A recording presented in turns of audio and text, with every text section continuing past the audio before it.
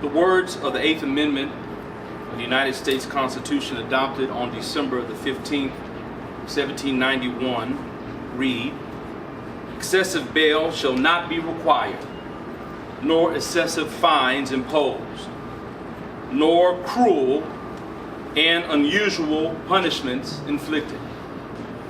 It has been noted that the 8th Amendment's prohibition on the cruel and unusual punishments is, quote, based on the idea that a punishment should not be so severe that it degrades human dignity.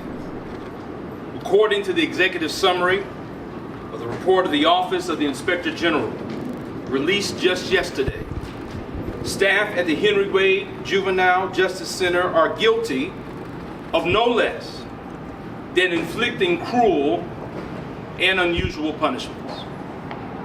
Cruel and unusual punishment is terrifying by any measure, but the fact that these cruel and unusual punishments have been inflicted upon children makes it particularly diabolical.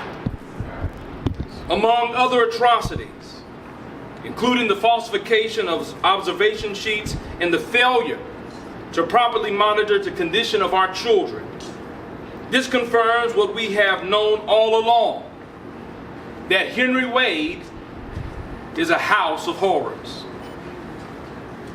And adults must be held accountable when they harm children. It's interesting to note that in the city of Dallas, it is illegal to keep a dog tethered for longer than a 24-hour, 3 hours within a 24-hour period. Yet children in this county have been kept in filthy cells for days at a time without being afforded the dignity even of a daily shower. That confirms that at Henry Wade, children are being treated worse than dogs. Now, while we are grateful for the resignation of Director Beatty and others, as a community, we are not satisfied.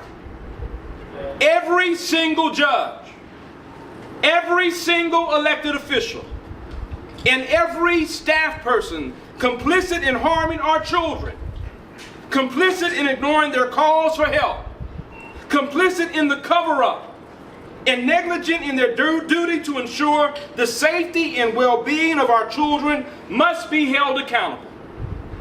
We've come today to declare that it's time to clean house. We acknowledge that several remedies have been made over the past month, but we are here on behalf of our children and their families to ensure that these remedies are not short-lived, but that in fact they signal the beginning of the changes needed to ensure that the system is transformed permanently, to rehabilitate our children rather than to terrorize them and to traumatize them. Yes, sir. Therefore, on behalf of our children, their families, and our entire community, we, the Dallas Black Clergy for Safety, Equity, and Justice, along with our friends and colleagues in the pursuit of justice, issue and reissue the following demands. We demand an independent third-party review that will offer recommendations on best practices and not minimum standards. That's right. We demand that the community has a seat at the table in selecting the next executive director. No new director should be hired without community input. We demand swift accountability for every adult in the system who has harmed our children and trampled upon their civil and human rights.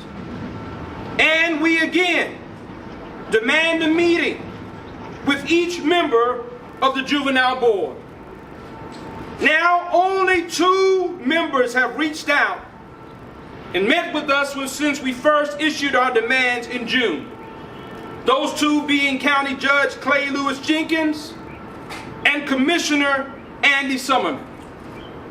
To the remaining members of the Juvenile Board, please understand that any failure to respond to our demand to meet will be understood by us as an admission of complicity in the harm of our children. That's right. You can no longer hide behind legalese or the suggestion that a meeting with us somehow tramples upon the legal rights of our children. That's right. That's right. Their lives and their rights have already been trampled upon under your watch. We are here to ensure that they are trampled upon and disregarded no more. We will continue to show up till justice flows like waters and righteousness like a mighty stream.